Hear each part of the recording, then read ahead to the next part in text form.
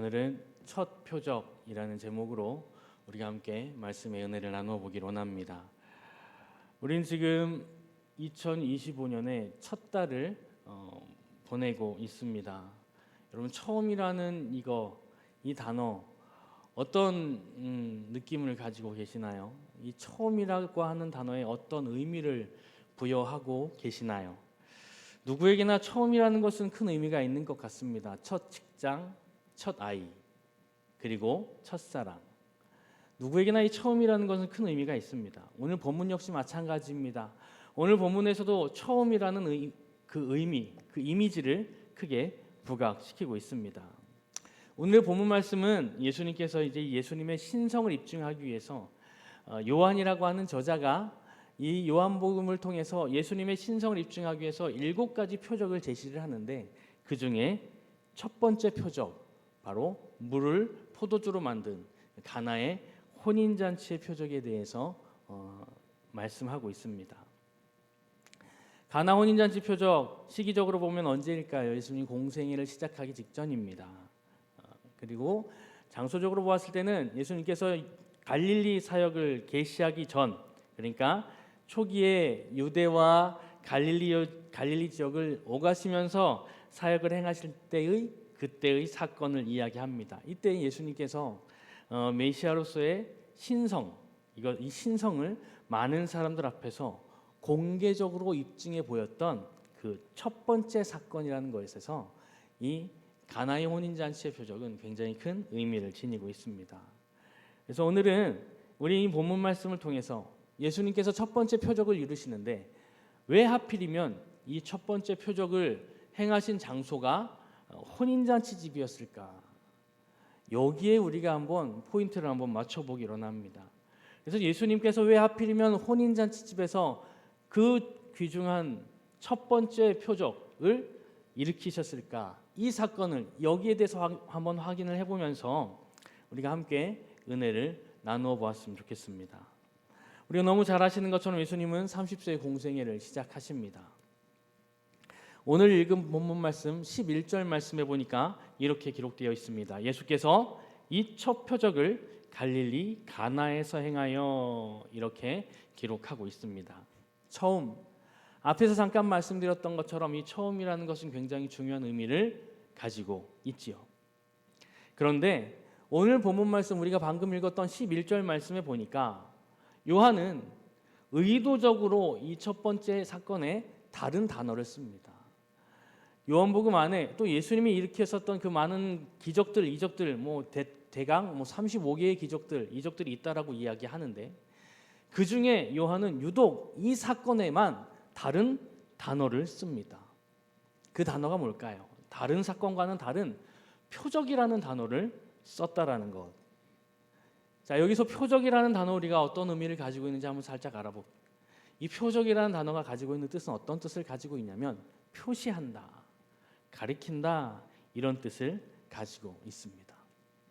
그러니까 예수님께서 이 갈릴리 가나 지역의 혼인잔치에서 일으킨 이 사건은 뭔가 특별한 것을 표시하시기 위함이고, 뭔가 특별한 것을 가르치시기 위함이다, 가르치기 위함이다라는 것으로 우리가 파악해 볼 수가 있을 것 같습니다. 그렇다면 예수님께서는 이 첫 표적을 통해서 무엇을 표시하고 싶으셨을까요? 무엇을 가르치고 싶으셨을까요? 오늘 본문 1절 2절 말씀은 이렇게 시작합니다. 사흘째 되던 날 갈릴리 가나에 혼례가 있어 예수의 어머니도 거기 계시고 예수와 그 제자들도 혼례의 청함을 받았더니, 사흘째 되던 날에 갈릴리 가나에서 혼인잔치가 있었다라고 합니다. 여기서 말하는 사흘째 되던 날, 어떤 날을 이야기할까요? 이것은 1장의 마지막에 있었던 사건과 연결이 되어집니다. 1장의 마지막에 어떤 사건이 나옵니까? 예수님께서는 빌립을 만나죠. 나다나엘을 만납니다. 빌립과 나다나엘을 만나서 대화하는 사건이 바로 1장의 마지막 사건입니다. 이 빌립과 나다나엘을 만나서 대화했던 장소적인 배경은 어디일까요? 바로 유대 지방입니다. 예수님은 이 사건을 마지막으로 유대에서 장소를 이동하시지요. 어디로 이동하냐면 갈릴리 가나 지역으로 이동하십니다. 갈릴리 가나 지역으로 도착하셨습니다. 그런데 때마침 도착한 그곳에 혼인잔치가 있었던 것이죠. 여기서 사흘째 되던 날은 바로 그 시기를 이야기합니다. 빌립과 나다나엘을 만나서 대화하고 유대에서 갈릴리 지역으로 이동해서 가나에 도착했을 그때가 바로 사흘째 되던 날인데, 여기에 마침 도착해 보니 혼인잔치가 있었던 것입니다. 그 혼인잔치에 예수님의 어머니 마리아도 초청받았고 예수님도 초청받았고 당시에 예수님의 제자들도 초청받았습니다. 그런데 우리가 이 본문을 보면서 예수님의 어머니가 지금 막 이 혼인잔치에 초청받았다라고 해석을 할 수가 있는데, 본문의 언어적인 문법을 살짝 살펴보면, 그 문법적인 것으로 해석을 해보면 예수님의 어머니 마리아는 이 혼인잔치에 지금 막 온 것이 아니고 이전에도 있었고 지금까지 쭉 혼인잔치에 있었던 것으로 해석을 할 수가 있습니다. 그러니까 예수님의 어머니는 지금 막 혼인잔치에 온 것이 아니고 한참 전에 혼인잔치에 와서 지금까지 계속 잔치에 참여하고 있는 것입니다. 무엇을 이야기해 줍니까?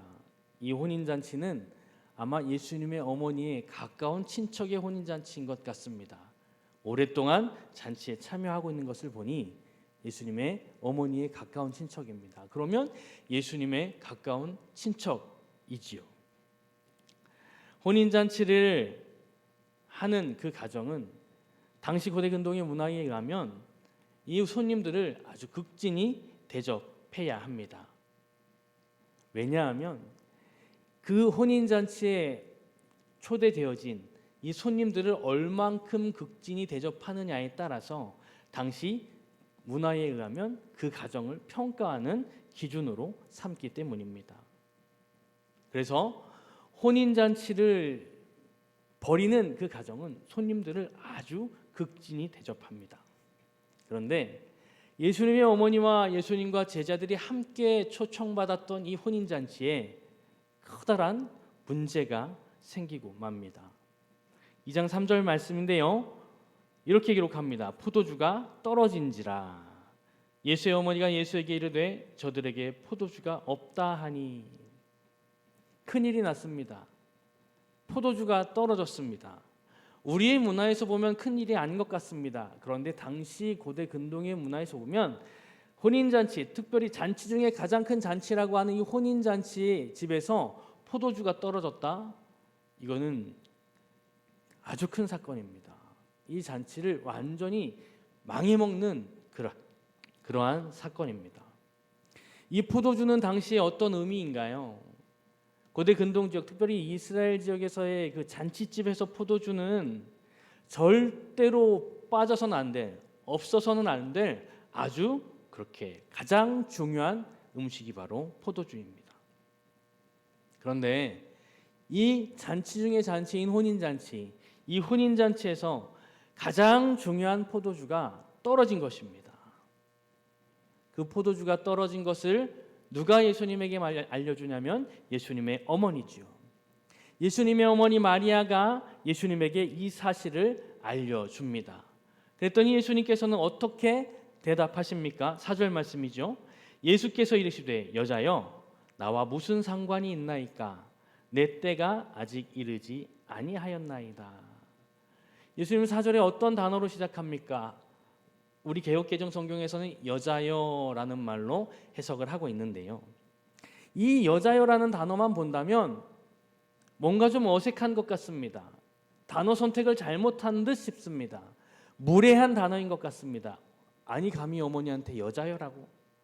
이렇게 생각하기 쉬운데요, 원어를 본다면 이 여자여라는 말은 헬라어에서는 어떤 단어를 쓰냐면 귀네라는 단어를 쓰는데, 이 단어는 사실 여인을 부르는 가장 극존칭이 바로 귀나라는 단어입니다.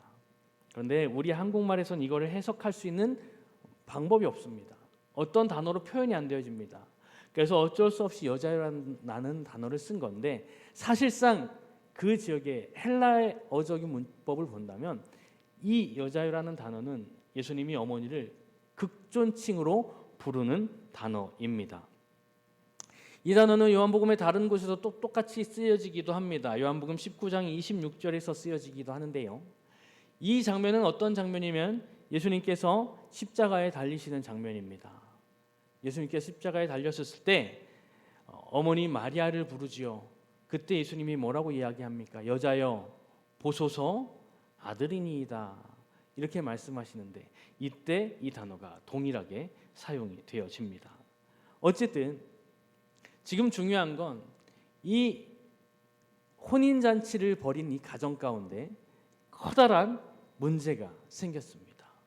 이 가정에 어려움이 생겼다는 것이죠. 있어서는 안 될 일이 벌어졌습니다. 아니, 있을 수 없는 일이 벌어진 것입니다. 혼인잔치에서 포도주가 떨어진 것이지요. 포도주가 떨어졌다는 얘기는 손님 접대를 소홀히 했다라는 것입니다. 그렇게 평가받을 수밖에 없습니다. 그렇게 된다면 이 가정은, 이 가문은 엄청난 지탄을 받을 것입니다. 손가락질을 당하게 될 것입니다.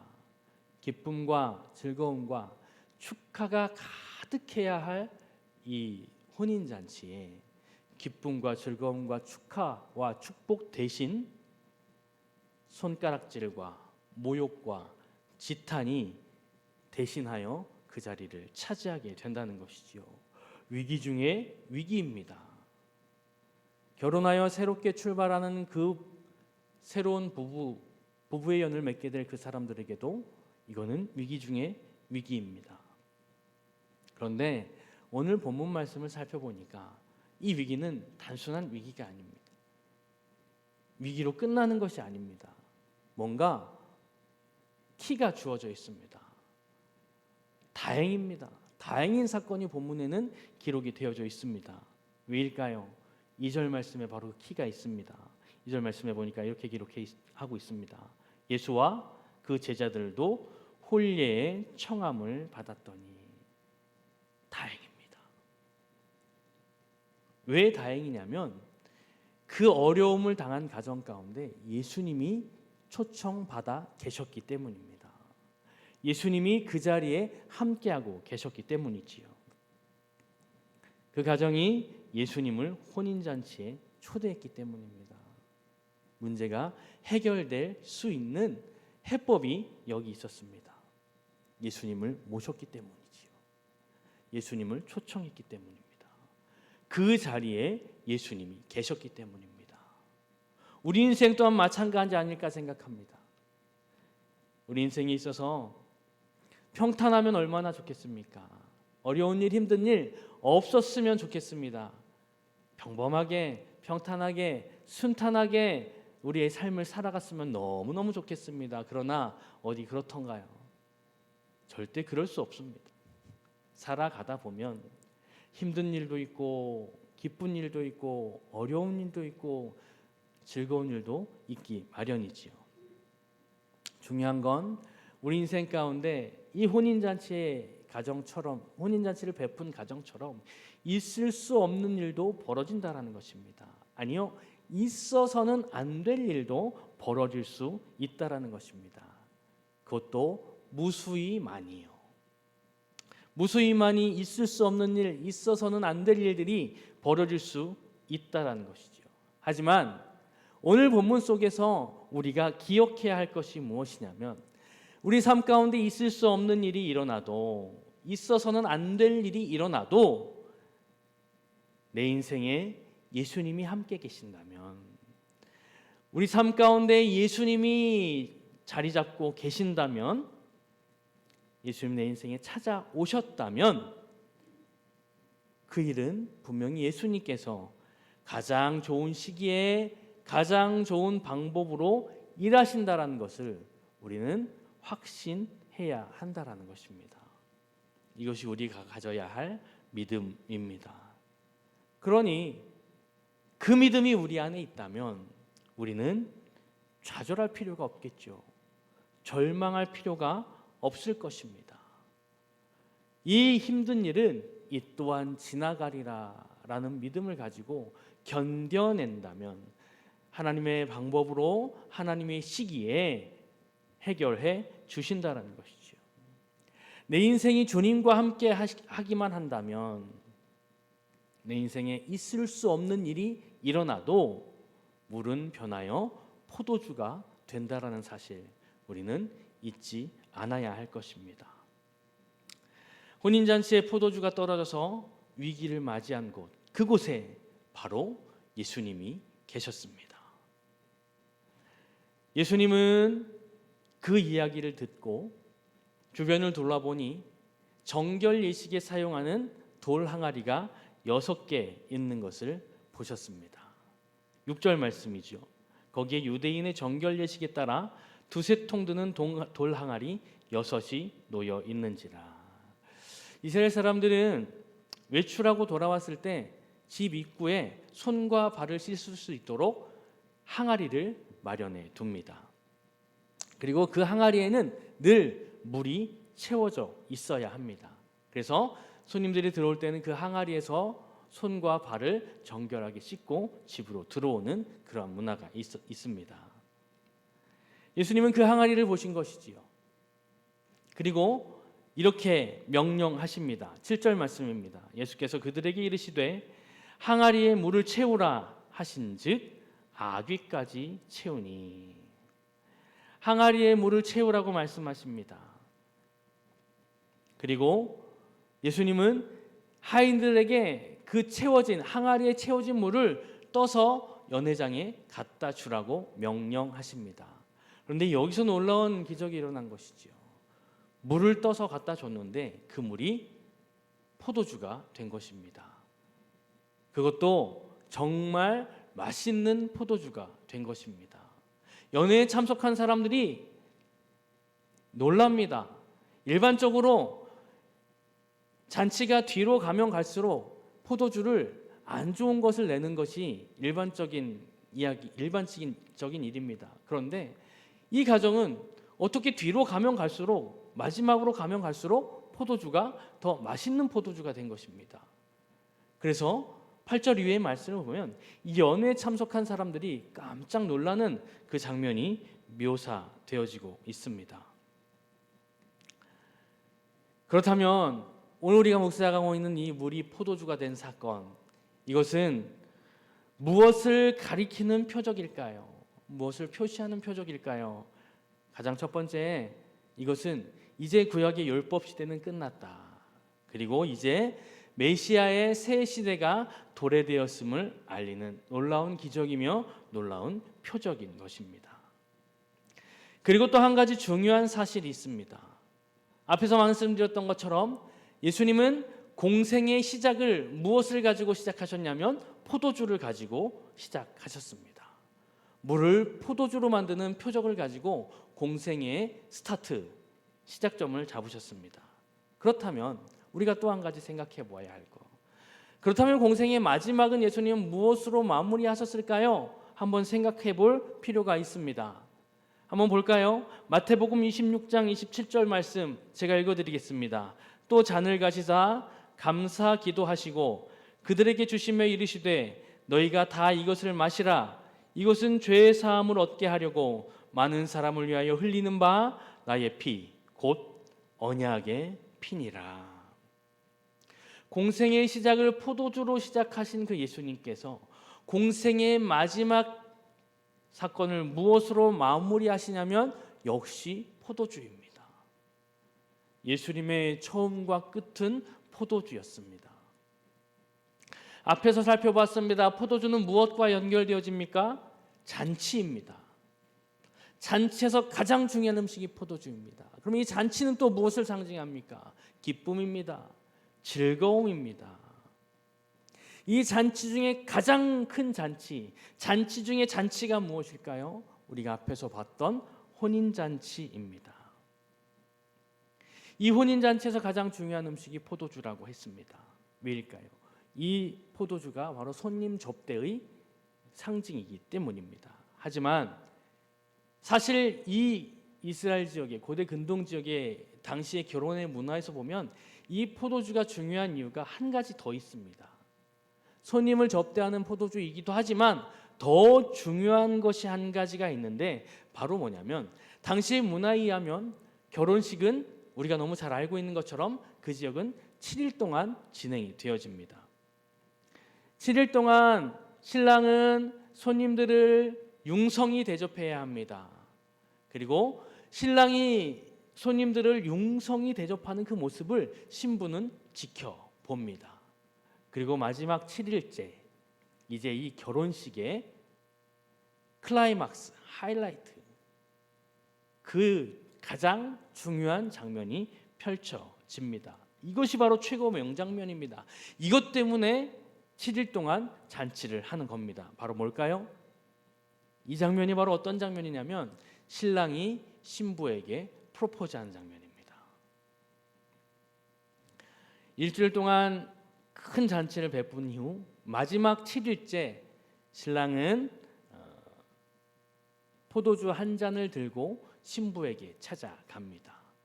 그리고 정중하게 신부에게 청혼합니다.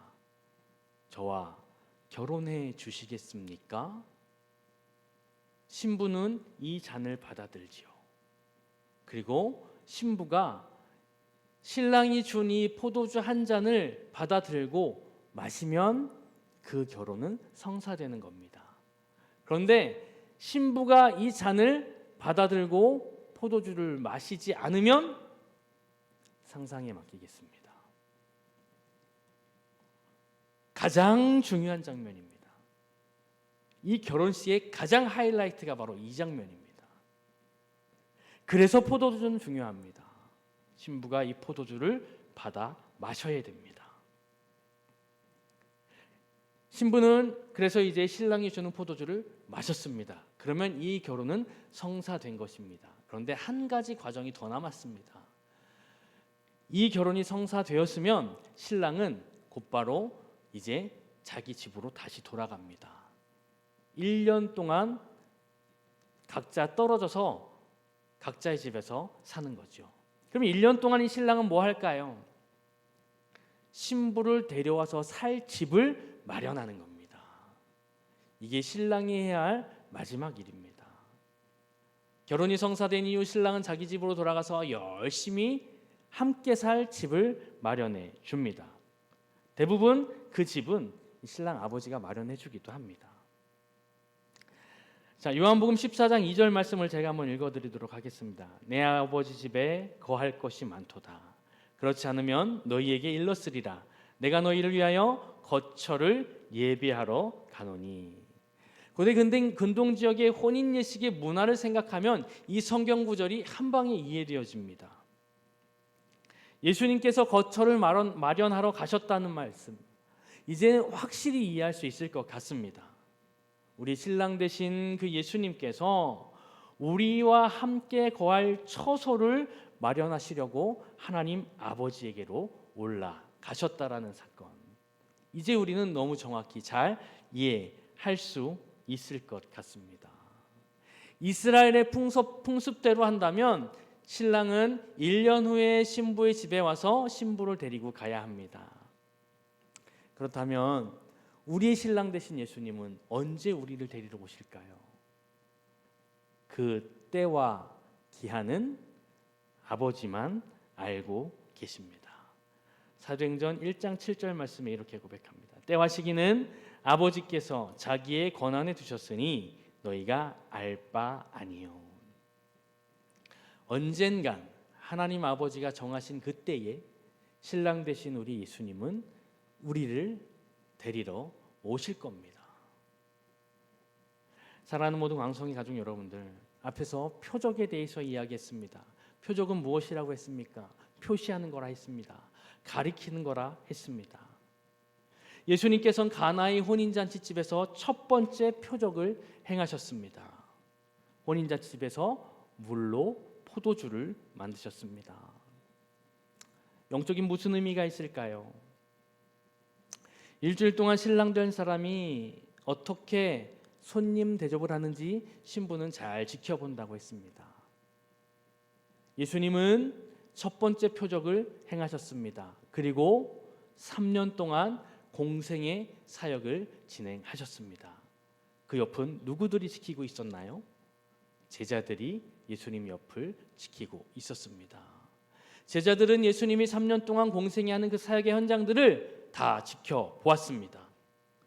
그리고 마지막 날 예수님은 제자들에게 포도주를 주면서 이렇게 말씀하셨습니다. 너희가 다 이것을 마셔라. 어떤 의미가 있을까요?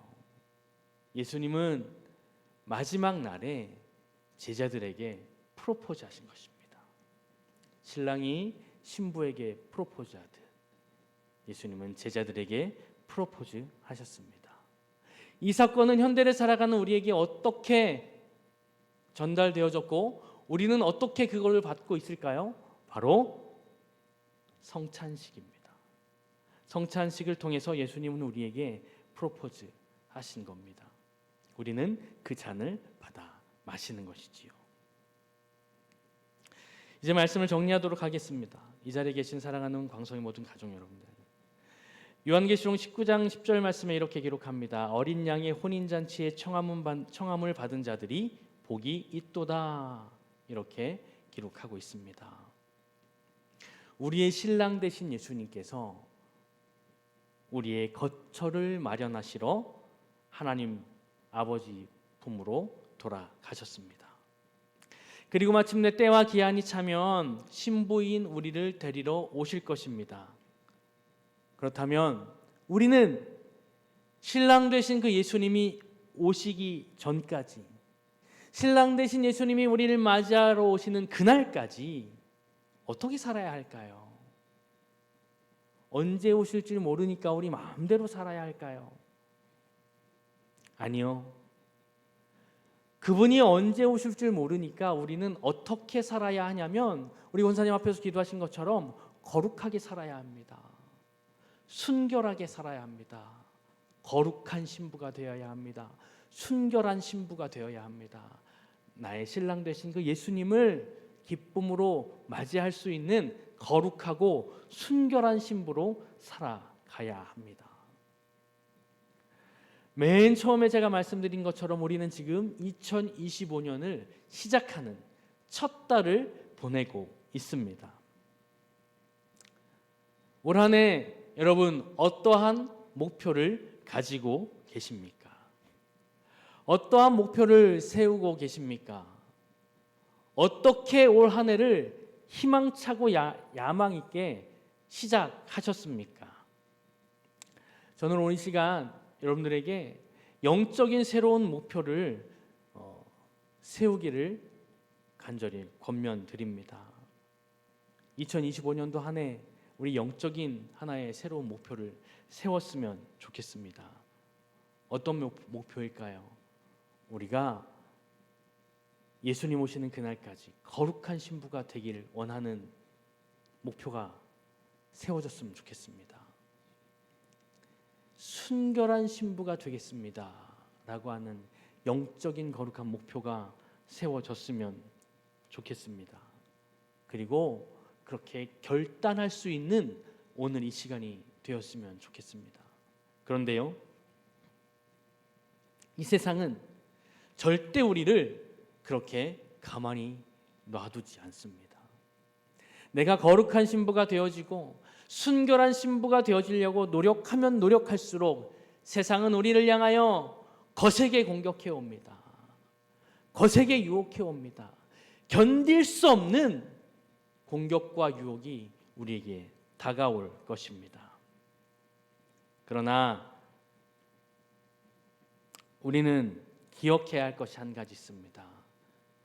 예수님이 반드시 다시 오신다라는 것이지요. 반드시 다시 오실 그 예수님이, 언젠간 오실 그 예수님 앞에 우리가 언제든 그 앞에 섰을 때에 기쁨으로 우리 신랑을 맞이해야 하지 않을까요?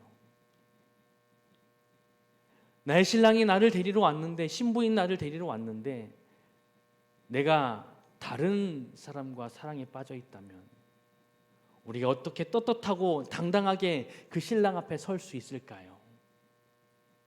내가 다른 사람과 다른 어떤 존재와 사랑에 빠져 있다면 신랑이 오는 것이 두렵지 않을까요? 제발 안 왔으면 좋겠습니다라고 우리 마음속에 거기에 대한 부담이 있지 않을까요? 무서움이 있지 않을까요? 그러나 우리 신랑 되신 예수님은 우리의 아름답고 아름다운 평안하고 평안한 그 처소를 마련하러 가셨는데 우리가 그 처소에서 그 예수님과 함께 평안하게 기쁘게 어떤 걱정도 없이 고통도 없이 그 안에서 기쁨과 평안을 누리며 살아야 하는데 그때까지 우리는 예수님이 우리 앞에 나타나셨을 때 우리 앞에 오셨을 때 기쁨으로 맞이할 수 있도록 거룩한 신부가 되어야 하지 않을까요? 순결한 신부가 되어야 하지 않을까요? 간절히 소원하는 것은 우리의 삶에 매 순간 이러한 믿음의 고백이 있었으면 좋겠습니다. 나의 사랑하는 신랑 되신 예수님, 어서 오십시오. 당신 만나기를 고대하고 있습니다. 언제든 그분이 오시면 아멘 주 예수여 어서 오시옵소서 하고 두 손 들고 주님 앞에 기쁨으로 나아갈 수 있는 사랑하는 우리 광성의 모든 가족들 되시기를 주님의 이름으로 간절히 소원합니다.